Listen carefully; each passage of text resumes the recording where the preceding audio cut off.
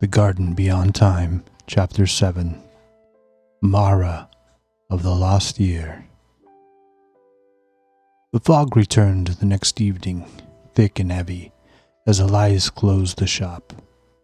He was weary, the dreams of others weighing on him, when a figure appeared at the gate. A woman, her silhouette faint in the mist. She stepped closer, her face emerging from the gray, mid-30s, with dark hair pulled back, her eyes deep and searching. She wore a simple coat, damp from the fog, and carried a small bag, her presence like a song forgotten on the tip of his tongue. "I'm Mara," she said, her voice soft but firm. "I've come to Widmere because of a dream. Ivy, clocks, a garden. It led me here." Elias felt a jolt, his heart recognizing her before his mind could. "I'm Elias," he said, opening the gate. "Come inside." They sat in his cottage, the fire crackling, the journal hidden under the table. Mara spoke of a missing year, 2005, erased from her memory. A blank she couldn't fill. "I woke one day, a year gone," she said. "No records, no trace. Then the dream started, guiding me to this town." Elias thought of the garden, its backwards clock, its glowing bloom. "I've seen strange things too," he admitted, cautious. "The garden might help you remember, but it's not safe to go alone." They ventured in, the air thickening, the humble welcoming. The backwards clock ticked, its bloom pulsing, and Mara gasped, her hand reaching for it. "I know this," she whispered. The garden stirring, its ivy shifting, and Elias felt an inexplicable connection, as if he'd known her somewhere, sometime.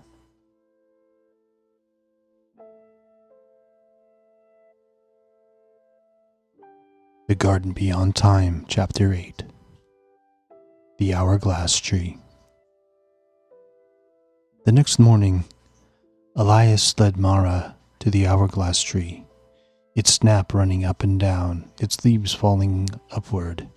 The garden was alive, its hum a steady pulse, the backwards clock's bloom casting light on the tree's bark. "Touch it," Elias said, his voice low.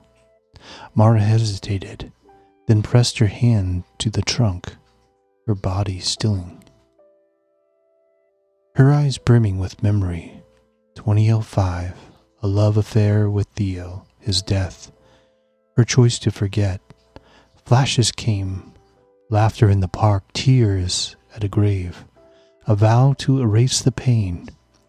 And through it all, Elias saw himself, a figure in the garden, watching her, though in a time not their own. The garden shook, its vines trembling, and Mara pulled back, tears streaming. "You were there," she said. "How?" Elias had no answer. The connection, a mystery.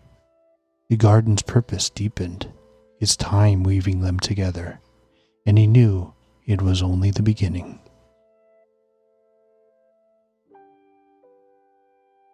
Chapter 9. Circles in the Fog.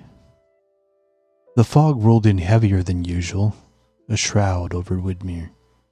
Elias relived the same hour, repairing a clock, the tick echoing again and again, each loop suddenly different.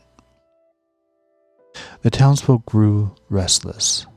Lelia baking the same loaf twice, Jonah hearing the same gull cry. Elias consulted the journal, finding a warning. The backward clock breaks time's weave if unbalanced. Mara offered to help, sensing her role, and they entered the garden, its hum erratic, the hourglass tree swaying. The clock's instability causing time fractures, 1920s market chatter, a 1700 storm bleeding into Woodmere. Elias felt the garden unraveling, its purpose teetering, and Maria's presence steadied him. They worked to stabilize it, the journal's rituals guiding them, but the coast loomed larger. Chapter 10. What the Garden Remembers.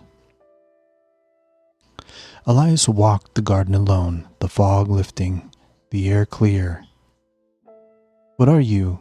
he asked aloud. "Why me?"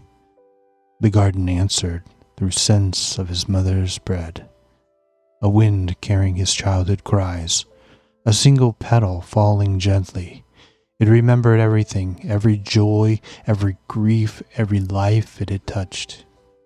He recalled his first visit, the lost boy mourning his mother, the garden easing his pain, easing the memory.